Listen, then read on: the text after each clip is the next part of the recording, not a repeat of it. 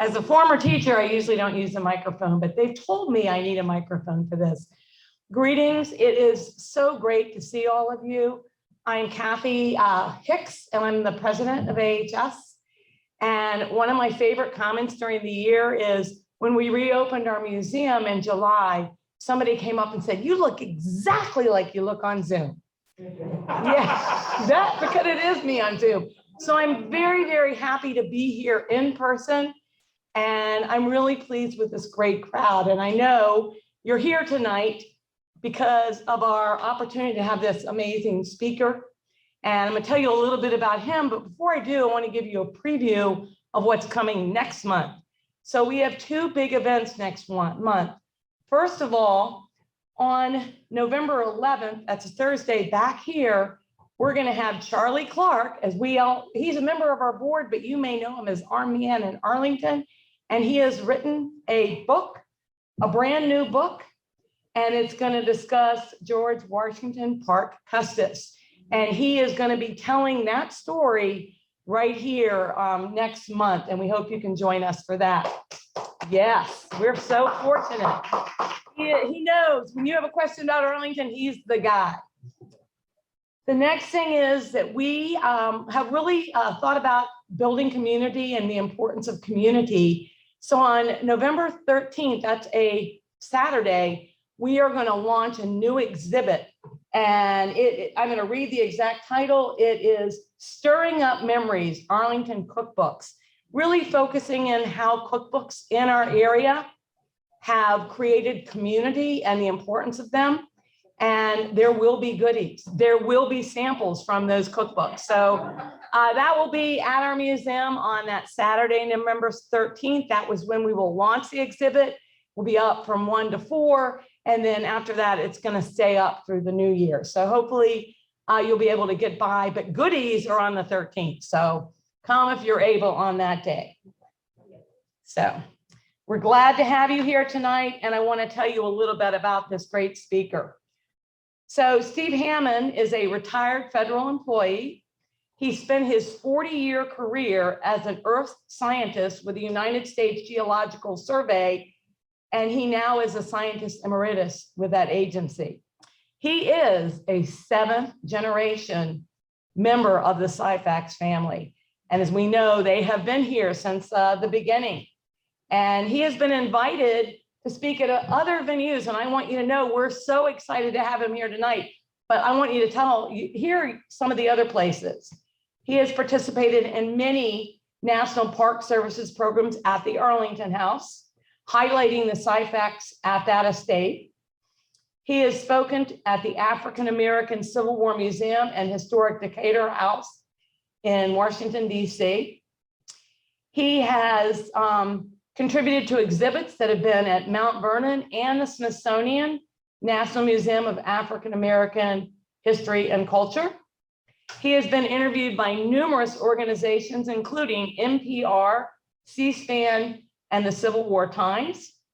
Most recently, you might have seen him on a feature story in CBS's This Morning, talking about the reopening of the Arlington House after its 3-year closure for restoration. He's a member of the Afro-American Historical and Genealogical Society, and he serves as the treasurer for the James Dent Walker chapter in the District of Columbia. He also is a trustee for the Arlington House Foundation and a trustee emeritus for his alma mater, Whitman College. So we are so fortunate to have him speak to us because he has had a lot of events that he has been participating in. His goals really mesh with Arlington Historical Society. He wants to educate and inspire others to research and document their own family history. We are honored to welcome the speaker tonight. Thank you so much for coming.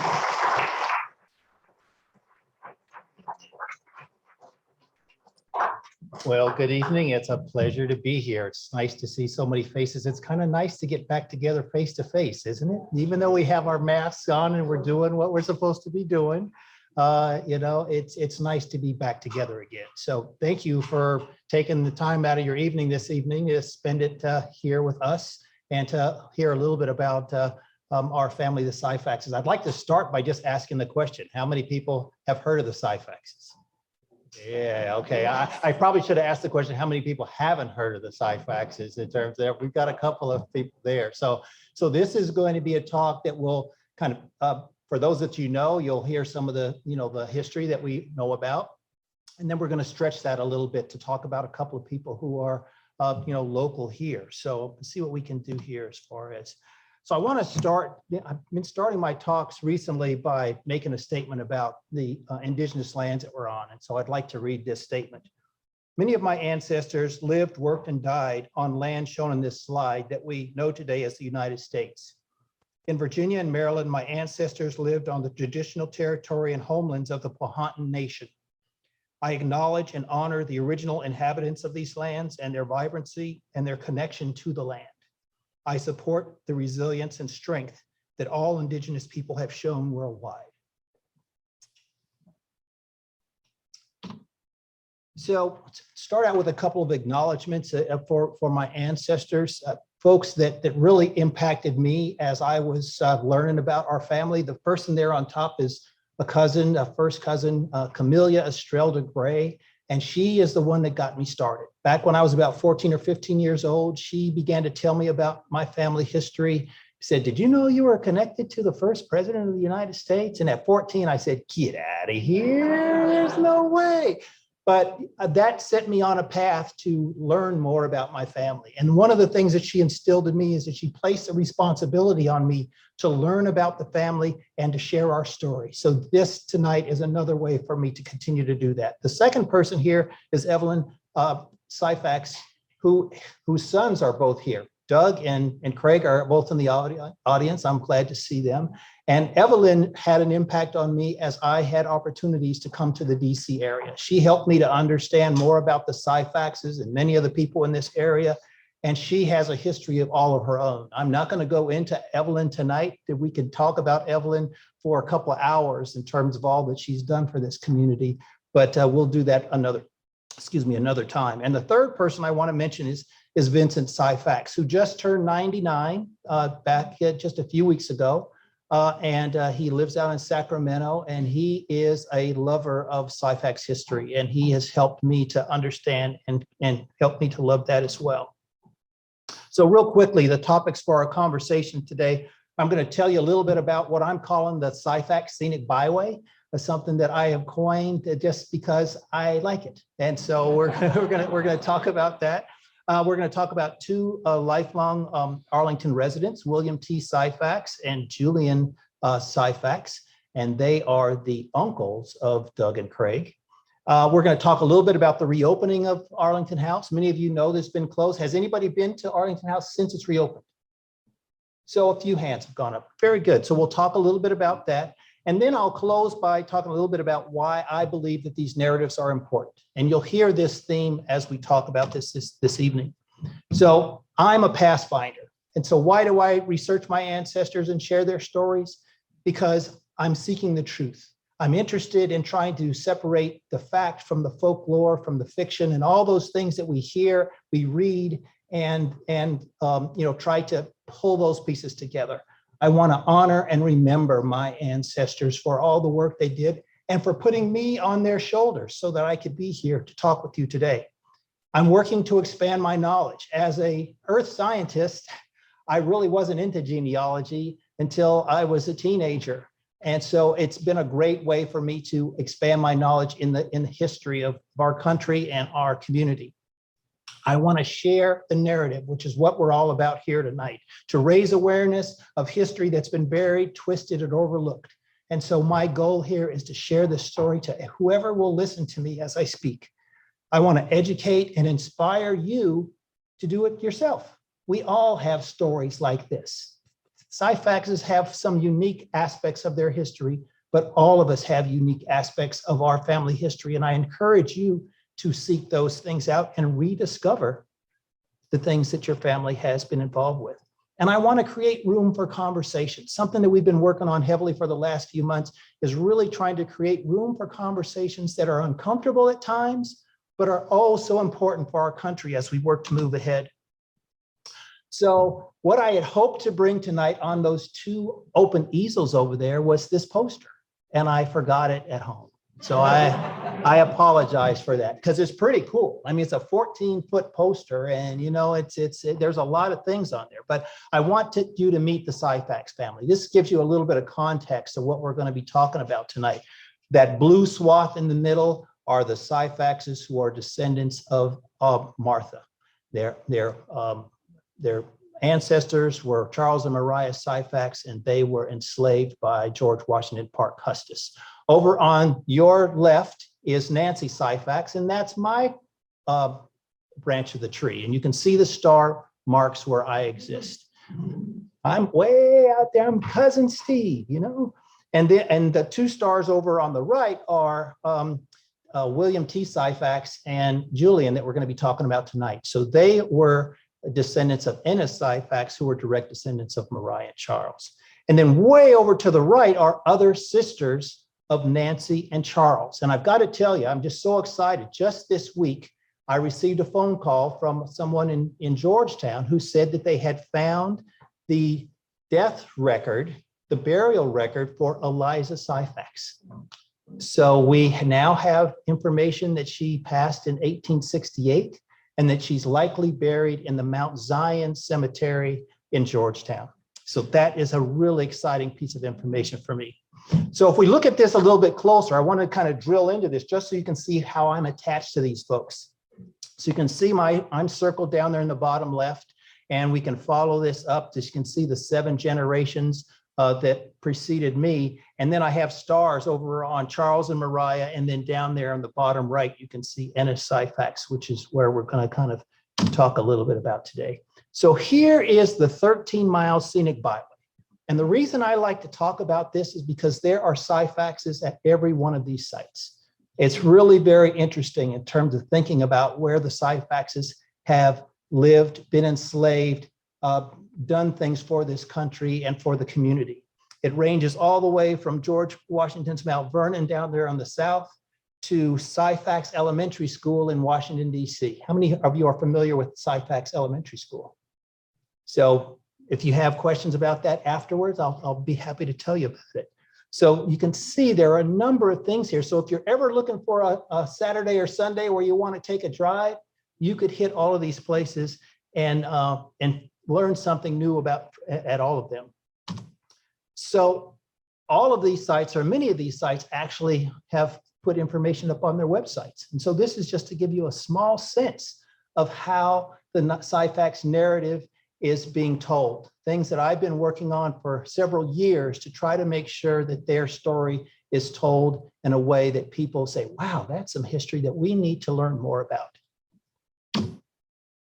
So the one poster that I did bring is over there. This is the Carter Lee Syphax Custis family tree that includes the Syphaxes down there on the lower right-hand side and the Custises and the Lees over on the left-hand side. And this is a poster that the National Park Service has put together to try to help tell more of the story of the folks that lived there at Arlington, but also more of about the descendants of George Washington Parke Custis. So maps tell you so much in terms of where people lived and how things kind of laid out. And so this is a map that I put together, basically shows a period of about 1820 to about 1890 or so. And the important things to take away from this are, you can see the large plantation footprint, about 1,100, just short of 1,200 acres that belonged to George Washington Parke Custis that he inherited. But down there on the lower left-hand corner is this triangular piece of property that was actually gifted to Maria Syphax by her father, George Washington Parke Custis. And you can see that that is adjacent to what was known as the Freedmen's Village. So after the Civil War started, they put together this Freedmen's Village, and thousands of people basically passed through that site over a period of time.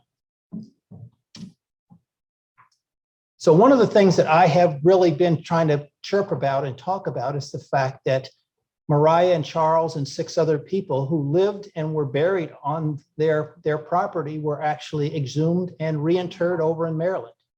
So here we are, I mean, a few hundred feet from Arlington National Cemetery, where we honor our Civil War, our dead, our heroes in the military.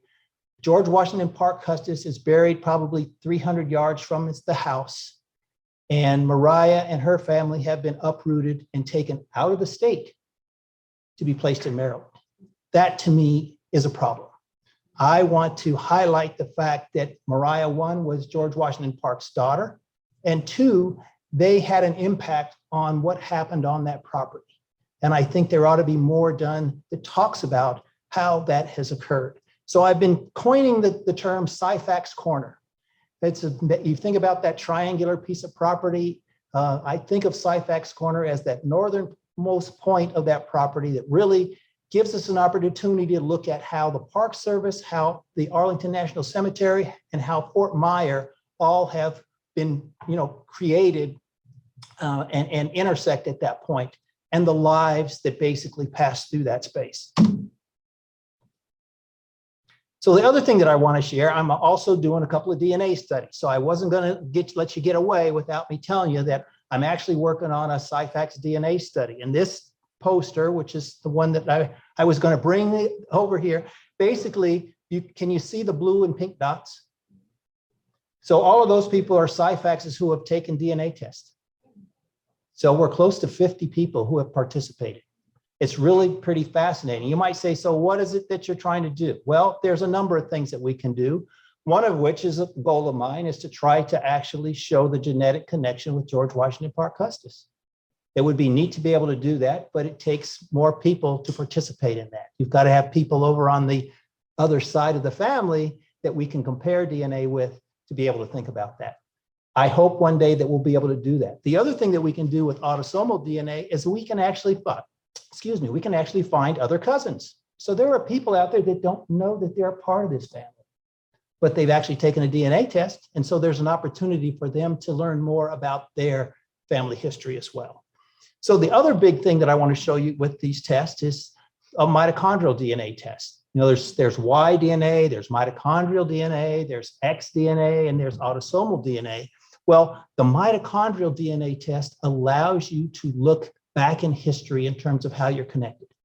And 2 years ago, I was able to locate the one female descendant line, all females of the Syphax family. And as a result of that, I was able to ask them to participate in our study. And they took a mitochondrial DNA test, and look what we found.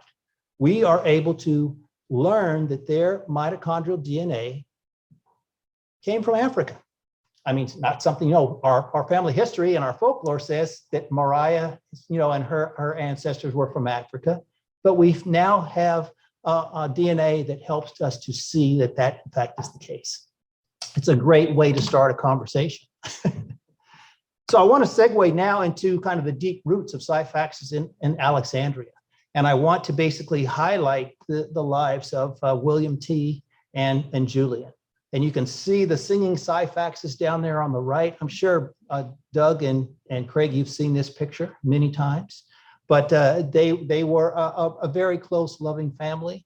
And from what I understand, that they love to sing. They all sang in church, and they love to do things together. So I want to start by talking about William T. He's done so many things, and not unlike Evelyn Syphax. I could spend 2 hours just talking about him. It's really pretty amazing. He was born in Arlington along with the other kids, but the family moved to Ithaca, New York in 1928. And we all know what happened in 1929, right? The Great Depression. And as a result of that, the siblings actually helped their mother to raise money, to eat, and to survive. The oldest, being William T., actually had an opportunity to attend Virginia State College down in Williamsburg. It's now known as Virginia State University. His goal was to obtain his PhD. For a kid who had come from a very difficult time, I think he'd even had been hit by a car when he was a small kid. He recovered from that and he went on to do some amazing things. After he actually graduated from Virginia State College early, and he actually was able to find work at Rutgers University, where he was able to continue his schooling. And then at Rutgers, people were telling him that you have an opportunity to enlist on the one hand, and you could go on and have opportunities to go to Yale and MIT, and the other Blacks in that area were saying that they're pulling your leg. And it turns out that as he had the opportunity to do that, he enlisted in 1942, and it turns out that discrimination and segregation raised its head. The person who was in charge of deciding who got to go to Yale and who got to go to other places interceded and basically sent William T. to Tuskegee. Well, he became one of the first airmen down there. Even though he didn't fly, they were kind of considered the Tuskegee Airmen, but he really began to focus on communications and physics and things that he really loved to do. It was all about what his interests were. He ultimately married Marguerite Reed in 1945, but guided by God, he returned to Arlington after the war. He was a civil servant, worked over here at Arlington Hall for a number of years. In 1953, he started construction business. How many of you are aware of the Syphax construction business? There are a couple. Amazing.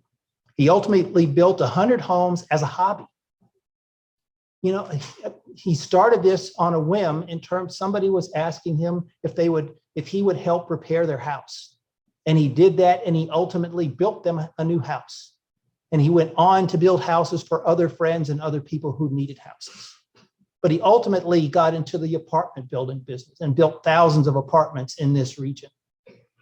With his wife, Marguerite, they developed this construction business. And by 1973-74, they were seen by Black Enterprise Magazine as one of the top 100 companies in the country in terms of what they were able to do in terms of revenue.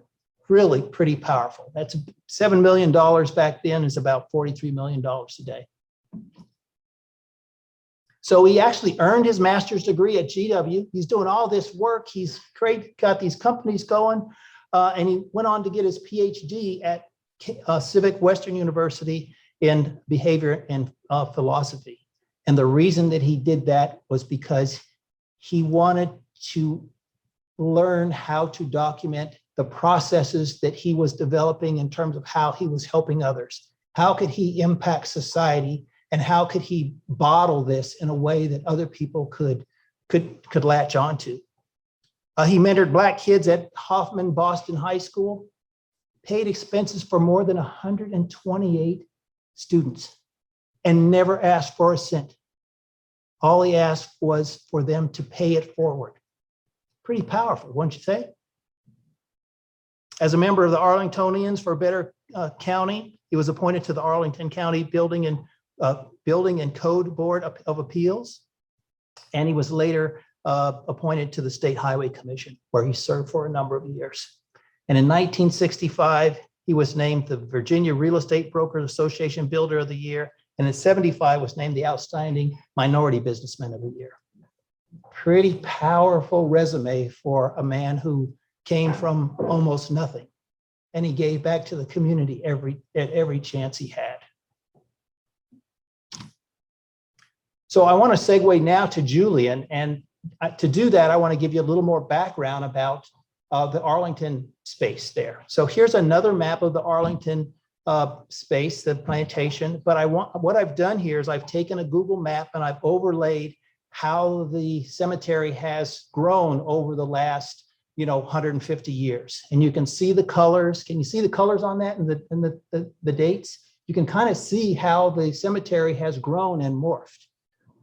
And over on the right, you can see 1966, the expansion. That actually was the Department of Agriculture. They had a large farm there for a number of years until that was taken down, and then the cemetery expanded into that space. You can see the Syphax property down there tucked in the corner. And then over on the left-hand side, you can see how Fort Myer began to grow. It started up there in the upper left. And then as they needed more space, they began to take on property down the west side of the Custis property. And ultimately they took over the space there that was belonged to the Syphaxes. But you can see here that how close they were to the Pentagon. Very, very close in proximity. So here's a picture that was taken in 1930. I want to thank my friend over at the Arlington Historian's Office, Tim Frank, who actually found this and shared it with me. But it's an aerial photo. It's the only one that I've seen that actually shows the property around 1930. And so I've overlaid the lines. The blue line is the triangle for the Syphax property. The orange or yellow line there is kind of where the Freedmen's Village was located. You can see there in the middle, there's kind of a pond. If you've seen pictures of the maps, the historical maps, you can see there's a depression. Well, there, the old depression is still there. And then over there on the far distance, you can actually see the experimental farm the Department of Agriculture had. And over in the way upper top right-hand side, you can actually see the Long Bridge. Can you see that up there? It's a pretty amazing picture, isn't it? It's amazing.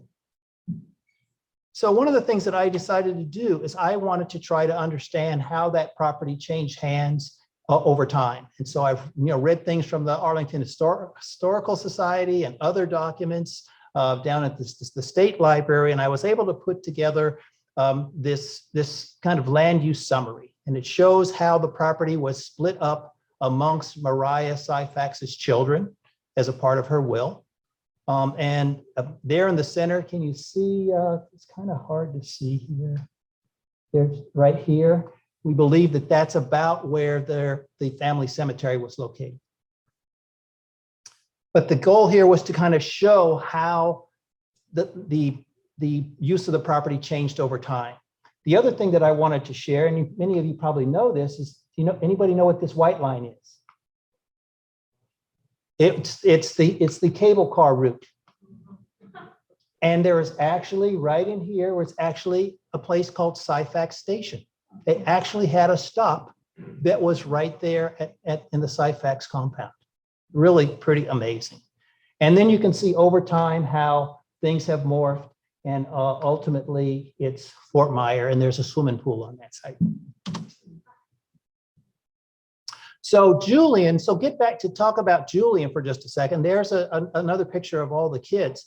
Julian recalls, take a look at that statement there in the middle. He recalls as a kid going down after they were already in New York, driving down to visit their grandmother and actually climbing on the wall between his family cemetery or the Syphax compound and the cemetery.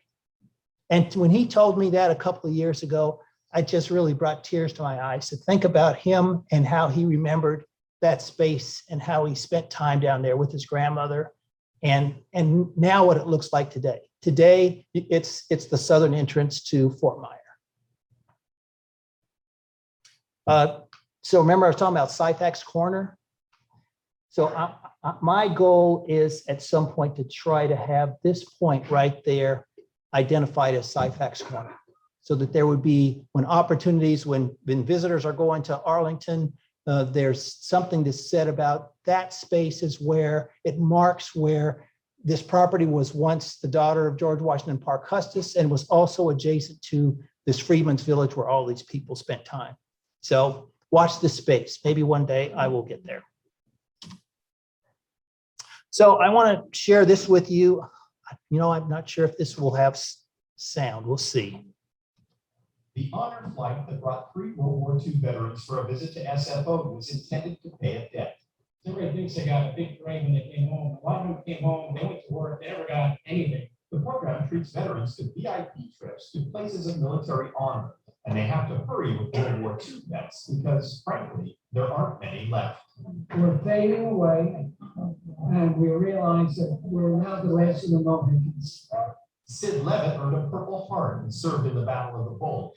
Julian Syphax was a ship's cook in the Pacific Theater. And then there's Carl Muscarelli. You may not know the name, but you have no doubt seen his picture. He's the guy who stole the famous kiss from a nurse in Times Square on VJ Day, 1945. I had a long enough. And I learned later on, Alfred Eisenstadt, who was the photographer, the Life magazine, was following me around. Others have claimed to be the kisser amidst the chaos of the wild celebration, but Carl says his mother recognized him immediately from a birthmark on his right hand. From the airport, the group traveled to visit the Jeremiah O'Brien Liberty ship at Pier 45. That's because the debt being repaid was really to Julian, who shipped out for Okinawa from this very spot. After 70-some years, to come back and renew all the old things that you've been thinking about. Now you see it firsthand, back again. You see, as one of only 3 black sailors on his ship, Julian was subjected to racism and daily humiliation from his fellow sailors, even though he was just trying to serve his country. But through it all, he managed to maintain his dignity and love of country. Country first. That's the way it goes. Country first. But today, his country put him first, something he's been owed for a long time. In San Francisco, John Ramos, KPIX5. Amazing what he had to endure as a result of being on that ship. So he remembers when he got the urge to volunteer. He was actually sitting in a movie theater, probably not unlike something like we're in right now, and learned of the bombing at Pearl Harbor. And that's when he knew he needed to volunteer. At the time, he didn't realize that it was a segregated service. So, I mean, everybody's equal. I'm going to do my thing and support the country. He was assigned as a cook, went to Baker's School, 300 men total, 3 black men were a part of this group. But his aptitude test said that he was really capable of doing other things, but that didn't register. He served as a cook on board the ARD-21, which was a ship that amazed, as I looked up this ARD-21, it actually is this huge vessel that actually is a floating dry dock, that vessels that have had damage or whatever basically show up and all the sailors go to work on it. He married his wife, Elizabeth Hicks, in 1952, and his second wife, Belle, in 1972. But there's more to this story that I want to read to you. My cousin Don and I actually conducted an oral interview with cousin Julian in June of 2019. And you may see up there at the top, he passed away just a couple of months ago in the summer. And we really miss him. But I want to read this to you in terms of one of the, how he talked about his experience, one of his experiences that really impacted him as an American, as a sailor, as a black man in our country. As a Negro in the segregated Navy, Julian was relegated to the aft section of the ship during their free time. One night while off duty, 5 white sailors approached Julian, who happened to be alone at the time. Julian recalled that he asked, "What is it that you all want?" The other sailors told Julian that they were going to whip him. As the threat became real, Julian feared for his safety. He described to me how he called out for help to anyone within earshot, including calling out the captain's name. The 5 sailors ultimately backed off from their threat. Julian shared with me how frightened he was as a result of that experience. But sadly, the trauma did not end there for Julian. In the days following the incident at the aft of the ship, Julian was ordered to get into his dress whites to meet the captain. Having heard that Julian called out the name for the captain for help apparently was against some naval regulation. As a result, Julian was given 5 nights on board the brig military prison for calling out the captain's name. Julian shared with me that he'd never been so scared in his life. I get choked up reading this. He was never so scared in his life over those 5 days. He told me the rats in the cell were as big as cats. As you saw in the video, In the video clip, Julian loved his country and would have done just about anything for it. It was only at the end of his life that he was able to talk about the traumatic experience that occurred as a result of segregation, discrimination, humiliation, and abuse in the military during the period of his service. Julian is an American hero for enduring that experience as he was faithfully and voluntarily serving our country. So after he got out of the service, he actually came back to Arlington. And by 1951, he was actually one of the first 3 African-American paid firefighters for Arlington at the Halls Hill Station. Later, there were others that were hired. In fact, I didn't realize this until reading it just a few days ago, that Doug and Craig's father, Archie, also was hired as a firefighter. I don't know how long he spent. We can talk about that afterwards. I'd be curious. He worked there for 21 years? There you go. So pretty amazing. So again, when you think about just this small family and the impact that they've had and the things that they've gone through with the country and how they've given back to our country, I think it's really pretty amazing. And if you would, I'd like to give all of these folks a round of applause.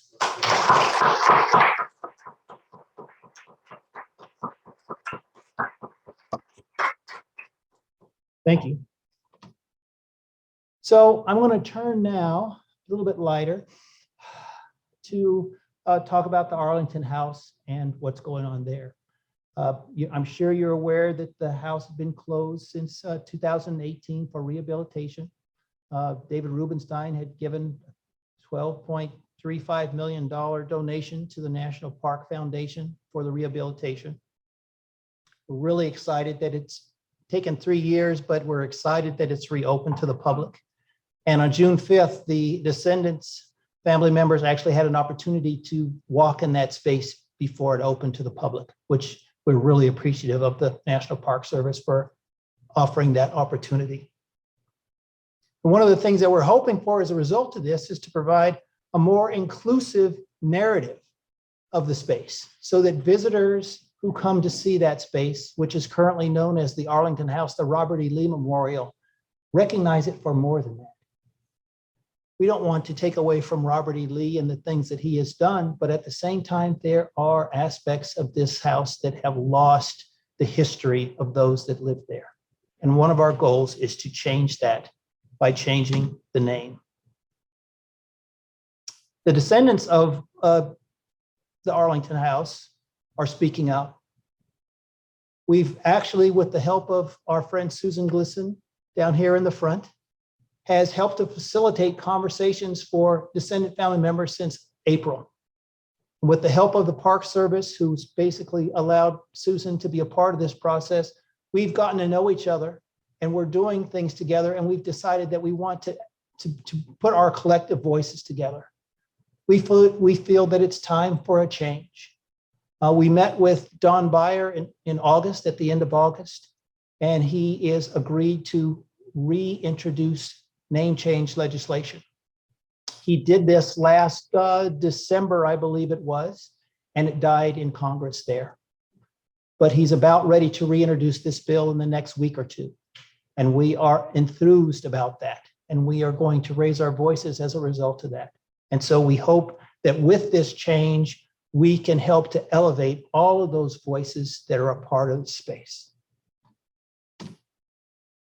So as we tie up this honoring veterans and things that are going on, one of the things that I've been working on with my colleague up there, Tamara Moore, we were basically a part of a community of practice at the Park Service. And one of the things that we were talking about over the last, 5 or 6 years, Tamara, is how do we tell the story? What kinds of things can the descendants do? And we basically agreed to have a space for descendants to actually tell stories.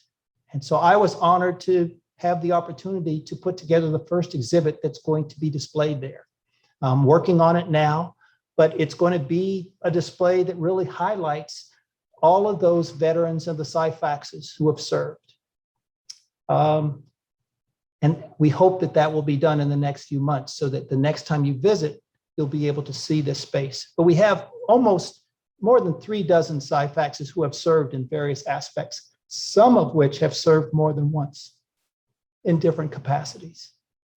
And that's pretty amazing when you consider the family. And I want to highlight those folks over on the right. You can see Julian over on the far right in his sailor uniform, and the other two men are cousins. You can see Vincent Syphax there in the middle and Milton Dunham there on the left. Those are our last two World War II vets. They continue to live. And I would like to see this exhibit put together to honor them before they pass. So last but not least, I'd like to just go back and talk a little bit more about why is sharing narrative so important. We can go down this list here and talk about why it's important to know your family history and who has come before us.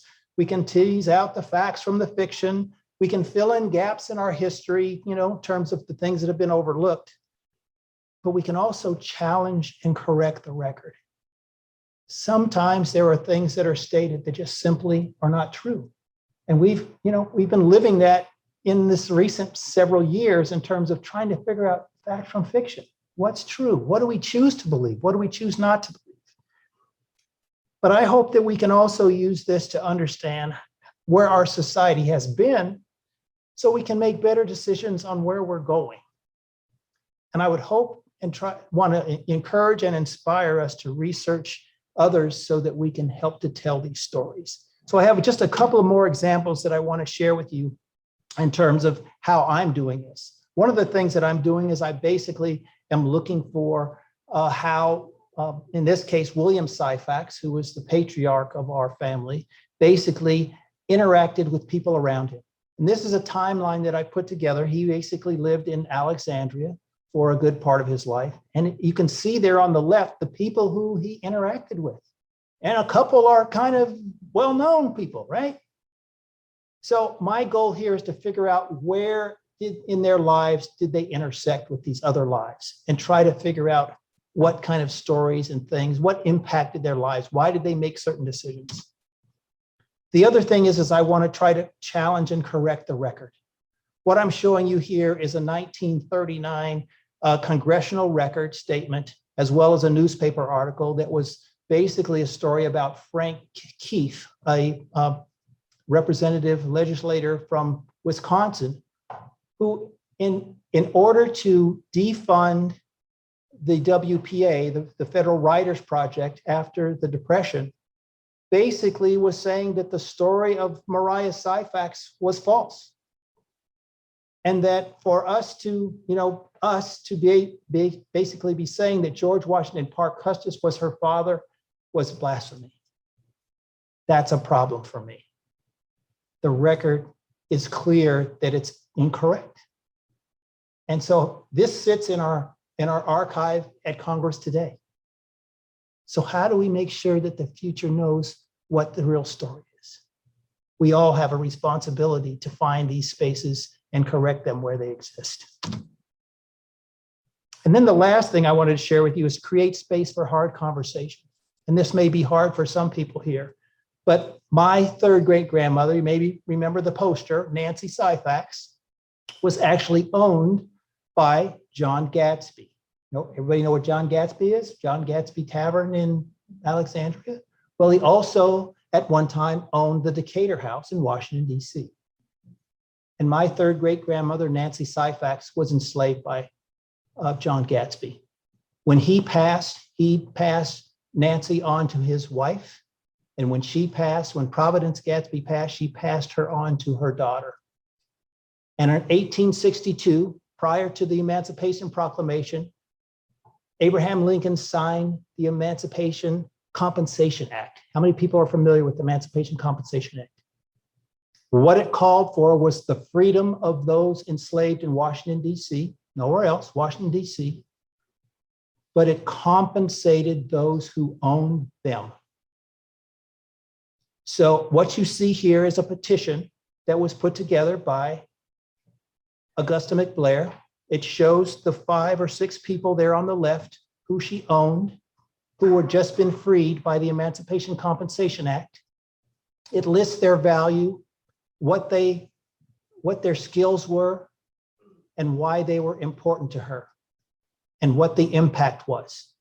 And you'll see Nancy is listed there. And then over on the right-hand side, these petitions were actually given to a board that actually went through them and decided how much money should be given to the owner. How much money was given to Augusta for Nancy? $87.60.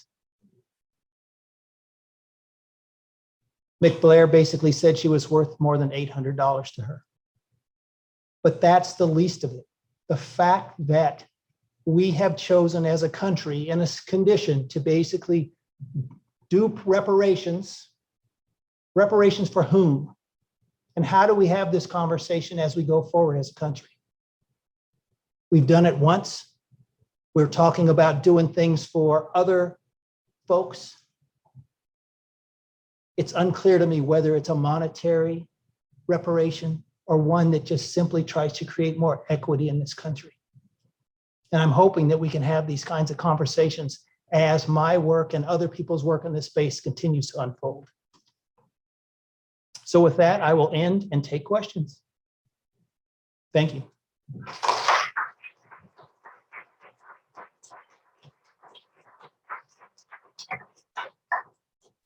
Anybody? Yes. Excellent talk, Steve. Could you use modern landmarks and explain where the 17 acres of that was in relation to, say, the Sheraton Hotel? Right. Boulevard and all that? So I'm going to try to go back there.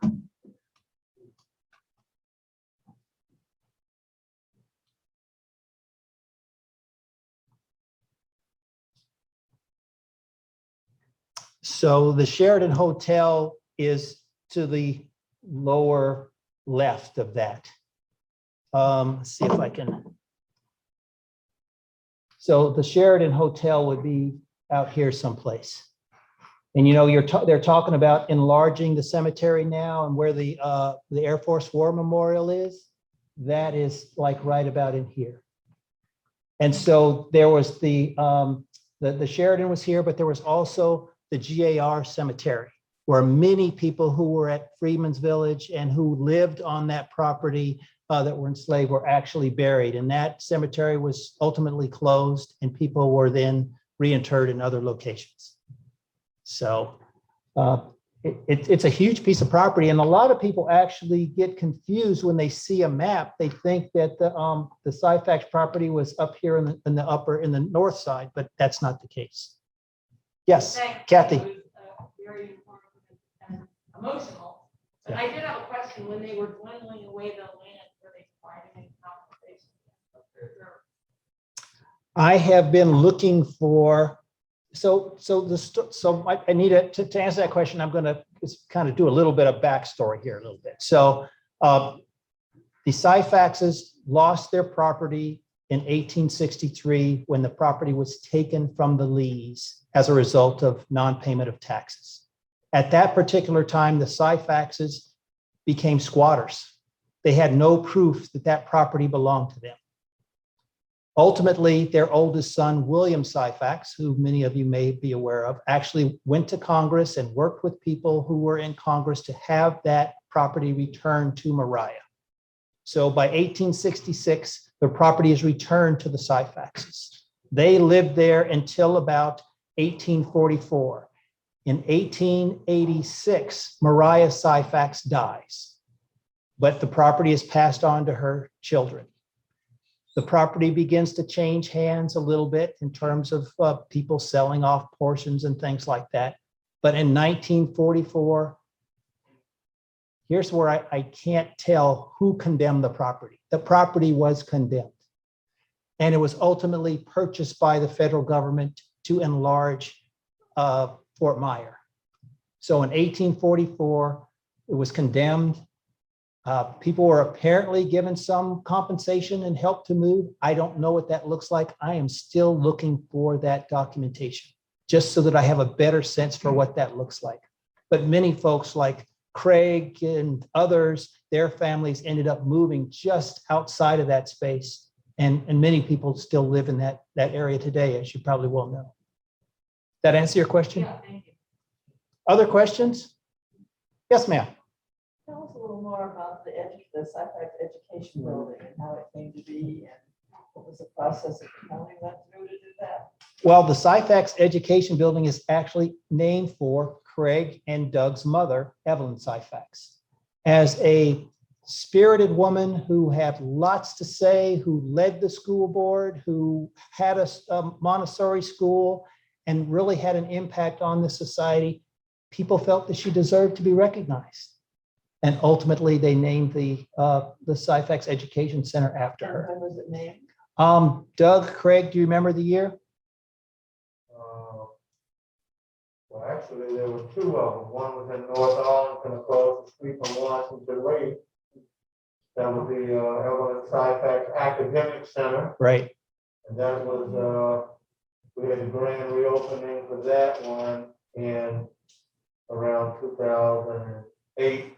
So the first building around 2007 or 8. Yeah, and then this more recent one, we had the ribbon cutting and the grand opening 2018. So for those on the tape, about 2018 is when that education center was opened. So fairly recent, right? Well, just to clarify, school system, they moved the offices that were in the building by WNL. They moved it to the spot on Washington Boulevard. Got it. And moved the whole operation there, and that was the rename. Thank It was you. still that, but it was officially. So as a result of moving from the other space into Right. this new space, they felt it appropriate to name the space after Evelyn. There you go. Thank you very much. Yes, sir. How did the family acquire the name Syphax? That's a great question. I mean, Syphax is great when you're looking for people in the census, you know, and there are not too many Syphaxes, but there are other Syphaxes in this country that are not a part of our family tree. So that's interesting. But as far as the folklore that I have been taught, the patriarch that we think of as the head of our family, William Syphax, born around 1773, was originally had the last name Anderson. And he actually assumed the name Syphax because people felt that he had a regalness about him. That if you look at his history in Arlington, he was a character. He's written about. He lived on the property of the Carlisle House. Familiar where the Carlisle House is? He lived in the supply house in front of that house for a number of years. And when it was sold, the newspaper article basically said the place where William Syphax used to live. So, I mean, he was used as an icon to, in terms of how he was remembered in the city.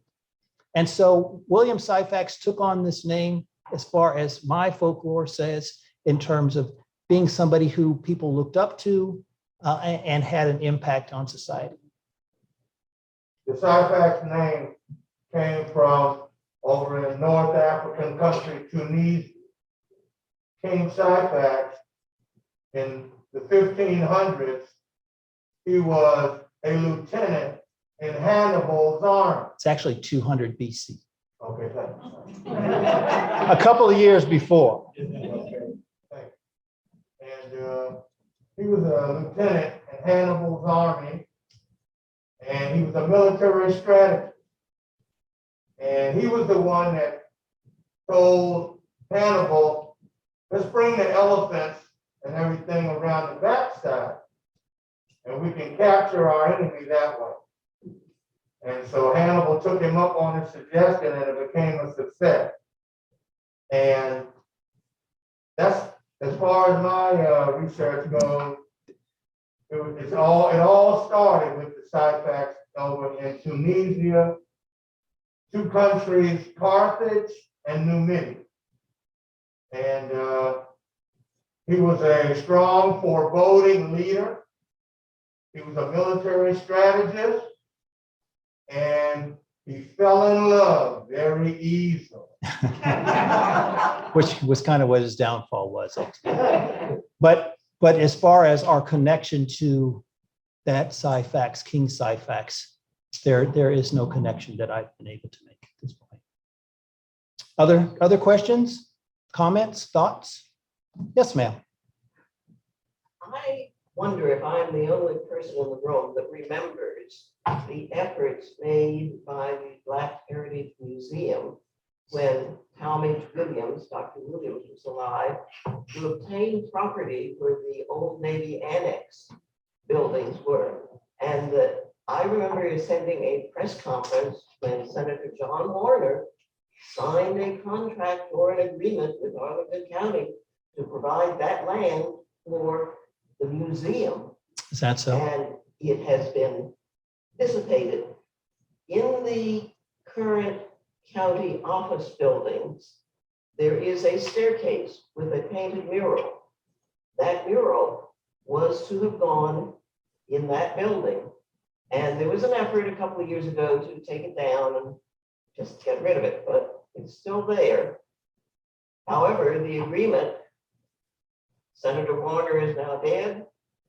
The superintendent for Arlington Cemetery is getting possession of the land that was, as Dr. Williams used to say, and is clearly documented in many ways, was part of Friedman's Village and is land that in part was the cemetery for individuals from Friedman's Village. Absolutely. And is already consecrated land. It really should not be there under the hotel and on those, it just,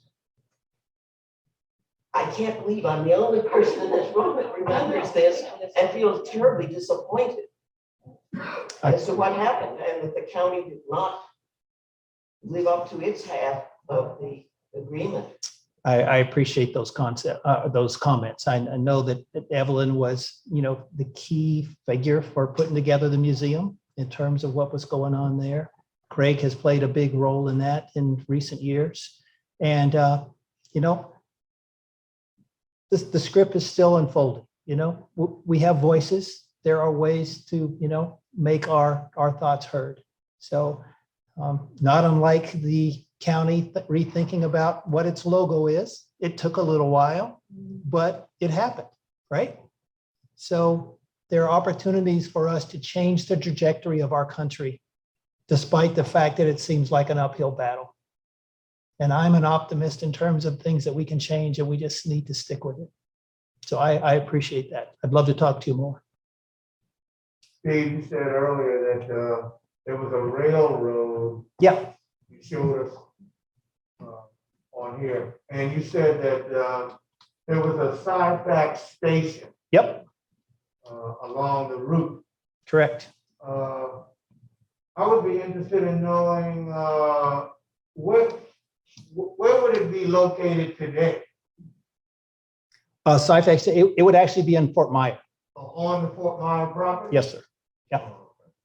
So when you think about that triangle that we have there, let's see if we go back.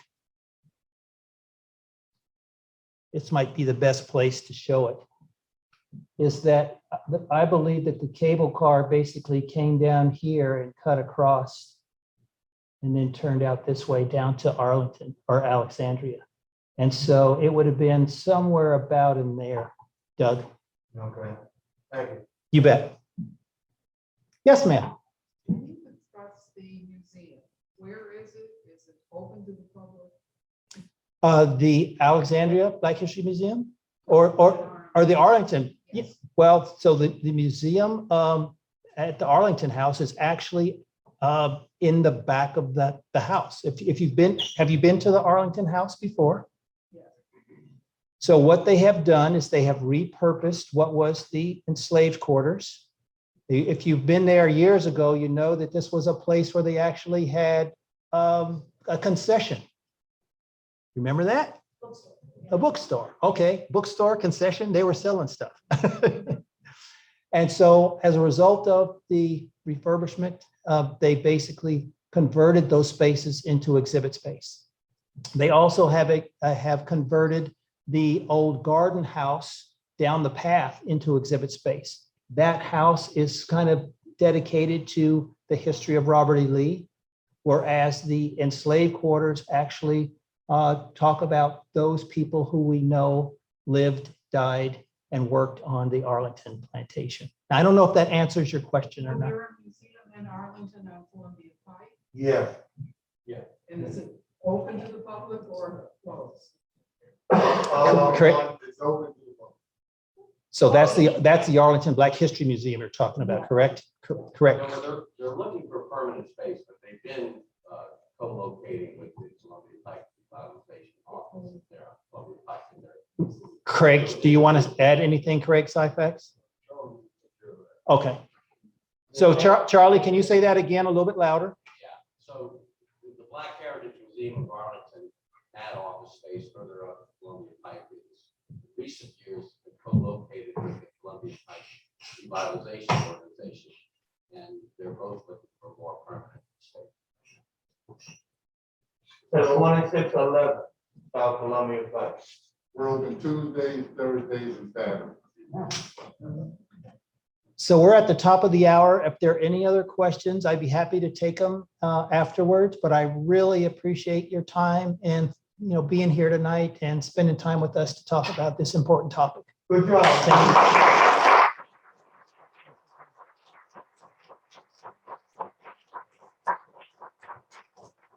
Thank you so much. Very much appreciate you being here, and thank all of you for coming out and our first live after a long Zooming pandemic, and we're so happy to have you and hope you'll join us for future events. Thank you. Thank you for coming. It took me a minute to figure out that that's what you. Yeah, I just didn't know what. And then all of a sudden it's.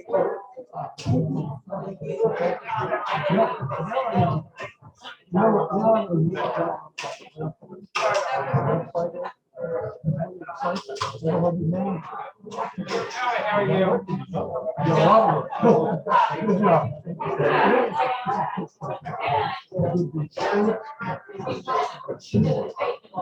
Okay.